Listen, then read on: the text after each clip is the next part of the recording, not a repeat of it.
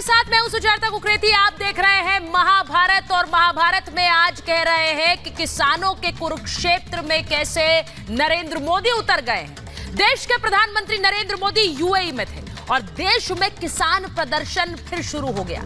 नेताओं ने सरकार के खिलाफ बयान देने शुरू कर दिए, पर नरेंद्र मोदी स्वदेश लौटते ही इस कुरुक्षेत्र में कूद गए। आज किसानों ने भारत बंद का ऐलान किया था। हरियाणा में टोल खुलवा दिए गए। उसी हरियाणा में आज नरेंद्र मोदी पहुंच गए। जी हां, जहां पर टोल खुलवाए गए, गाड़ियों को खुले जाने दिया गया, वहीं आज नरेंद्र मोदी पहुंचे थे और किसानों से सीधे उन्होंने अपने मन की बात भी कह दी। आज बताऊंगी कि क्या नरेंद्र मोदी सीधे किसानों से बातचीत कर इस पूरे मसले का हल निकालेंगे, क्योंकि राजनीति इसमें हावी है। जो भी 2024 की बात करते हैं वो ये मानकर चलते हैं कि 24 में नरेंद्र मोदी को नहीं हटाया जा सकता। विपक्ष को 2029 की तैयारी करनी चाहिए। क्या यही वजह है कि चुनावों से 2 महीने पहले देश में किसान आंदोलन 2.0 फिर से देखने को मिल रहा है? और क्या इसके पीछे की राजनीति और राजनीतिक चेहरा भी सामने आने लगा है, क्योंकि मोदी को हटाने का कोई और तरीका नहीं है।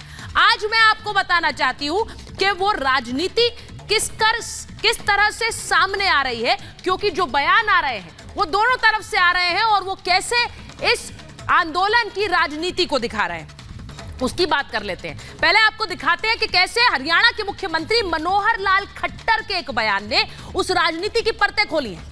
हरियाणा के सीएम खट्टर ने आम आदमी पार्टी को घेरा है और उन्होंने कहा कि आंदोलनकारियों को समर्थन मिल रहा है। किसका समर्थन मिल रहा है? वो आगे कहते हैं पंजाब में रोका जा सकता था, पर रोका नहीं गया। क्यों नहीं रोका गया? केजरीवाल कह रहे हैं कि हम किसानों के साथ खड़े हुए हैं और इसीलिए दिल्ली में जो अस्थाई जेल बनाने की इजाजत मांग रही थी कि वहां पर अस्थाई जेल एक बना दिया जाए, उसको उन्होंने मना कर दिया। क्यों मना कर दिया?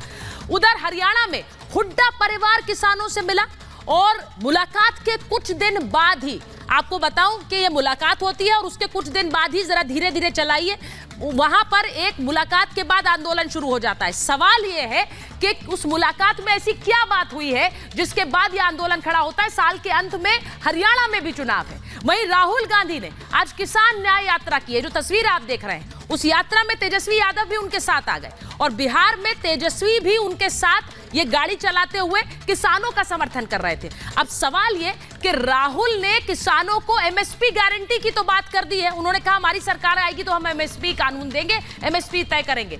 लेकिन यूपीए सरकार जब थी उस समय संसद के अंदर उन्हीं के मंत्री केवी टॉमस ने कहा था कि ये अगर करते हैं तो ये एक घातक कदम होगा। उन्होंने सीधे सीधे कहा था कि एमएसपी देना एक बड़ा घातक कदम होगा, अर्थव्यवस्था इससे चरमरा सकती है और ये देश को बर्बाद कर सकता है। तो ऐसे में उनकी कही हुई बात आज कैसे गलत साबित हो गई, क्योंकि उनकी सरकार ने तो एमएसपी नहीं दिया है।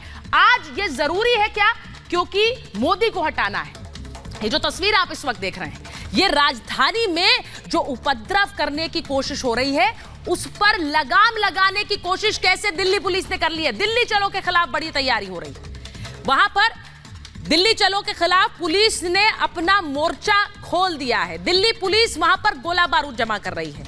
आपको यह बताऊं कि दिल्ली पुलिस ने ऑर्डर दिया है, और किस चीज का ऑर्डर दिया है? आंसू गैस के गोलों का ऑर्डर दिया है। 30,000 आंसू गैस के गोले ऑर्डर किए गए हैं। दिल्ली पुलिस के बड़े अफसरों ने यह बात कही है। उन्होंने कहा है कि यहां पर गोलों का स्टॉक हम बढ़ा रहे हैं, क्योंकि हम जानते हैं कि दिल्ली की तरफ कूच करेंगे किसान, और इसीलिए यह पूरी तैयारी दिल्ली में कर ली गई है। हजारों सुरक्षा बलों, कमांडोज मुस्तैद रहेंगे। यह भी आपको बताऊं कि पूरी दिल्ली में बॉर्डर्स पर कील और तारबंदी की गई है। कीलें लगाई गई हैं कि ट्रैक्टरों को लेकर दिल्ली के आसपास भी ना आ सके। राजधानी में आने के हर रास्ते पर मोर्चेबंदी कर दी गई है।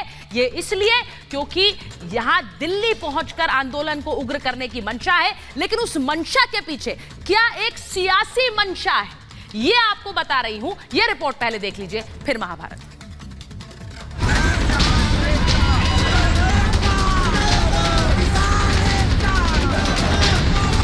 किसानों का भारत बंद, हरियाणा में टोल पर कब्जा, बॉर्डर पर बरसते गोले,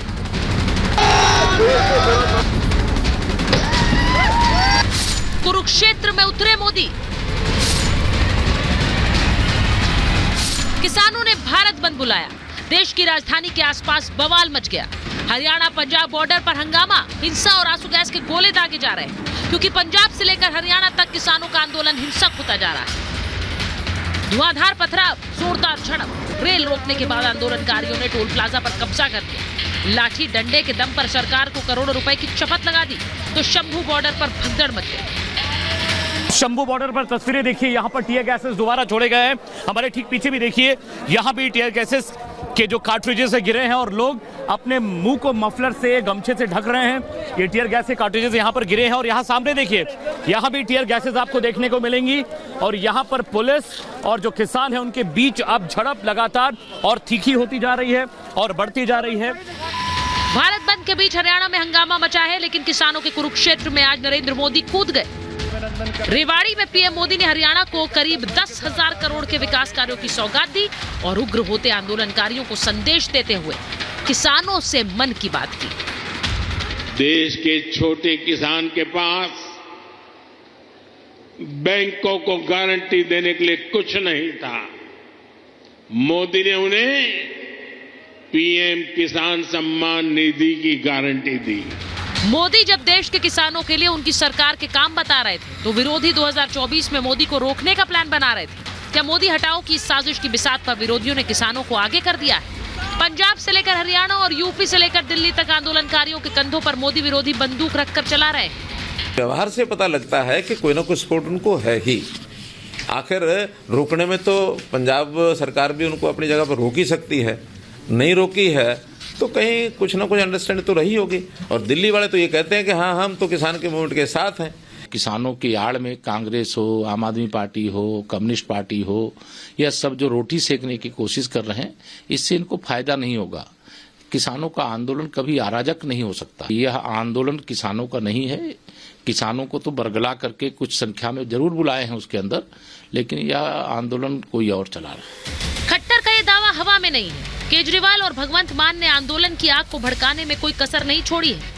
पंजाब में मान सरकार ने उपद्रवियों को नहीं रोका, उल्टा हरियाणा पुलिस के ड्रोन पर नोटिस थमा दिया। इधर केजरीवाल ने दिल्ली के बवाना स्टेडियम को खुली जेल बनाने के प्रस्ताव को भी ठुकरा दिया।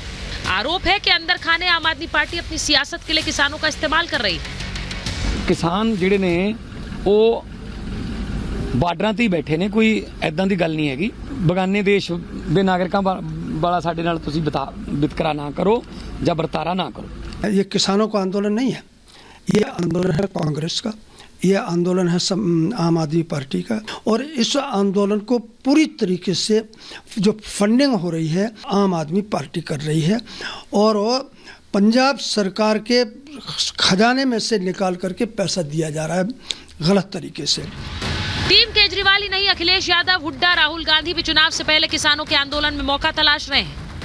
जो राहुल आज किसानों को एमएसपी कानून की गारंटी दे रहे हैं, वो अपनी सरकार के किसान विरोधी रवैये को भूल गए। जब यूपीए सरकार ने संसद में एमएसपी कानून को देश की आर्थिक तरक्की के लिए सबसे बड़ा खतरा बता दिया था, उस वक्त केंद्रीय कृषि राज्य मंत्री केवी टॉमस ने कहा था कि एमएसपी अर्थव्यवस्था को बुरी तरह प्रभावित कर देगा।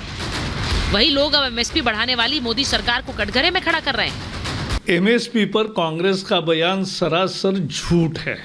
मैंने सवाल पूछा था कि स्वामीनाथन कमीशन ने जो कहा कि कॉस्ट ऑफ प्रोडक्शन लागत मूल्य के ऊपर 50% देना चाहिए, तो उन्होंने कहा कि ये मांग हमने स्वीकार, ये रिकमेंडेशन हमने स्वीकार नहीं किया है। एमएसपी ये कहते थे बंद हो जाएगी, मोदी सरकार ने 1.5 गुना से ज़्यादा दाम दिया। स्वामीनाथन की कमेटी की रिपोर्ट को लागू किया और खरीद भी दुगनी से ज़्यादा की। ये आंकड़े दिखाते हैं कि राहुल गांधी झूठे हैं, झूठ बोल रहे हैं, देश को भ्रमित और गुमराह कर रहे हैं। काम हो रहा है, बातचीत चल रही है, फिर बवाल और धमकी क्यों दी जा रही है? क्या 24 के चुनाव से 2 महीने पहले विपक्ष मोदी को पछाड़ने के लिए किसानों की आड़ ले रहा है, ताकि 400 पार जाते मोदी के विजय रथ को सियासी कुरुक्षेत्र में रोका जा सके? Bureau report, Republic Bharat.